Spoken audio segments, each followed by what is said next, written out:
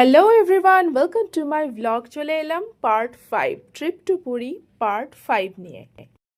মহাসুরা প্যালেসের এই রুপটপ পুলটা না দেখালে বোধহয় হোটেলের একটা পোর্শন বাকি থেকে যেত। রুপটপ পুল থেকে পুরো সমুদ্রের যে ভিউটা, সেটা বোধহয় এই ভিডিওতে পুরোটা তুলে ধরা সম্ভবই নয়।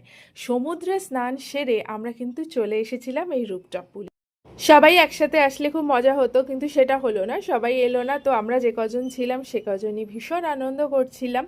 তারপরে স্নান সেরে আমরা চলে গিয়েছিলাম সুদীপার রান্নাঘরে খাওয়া দাওয়া সারতে, দুপুরের লাঞ্চ।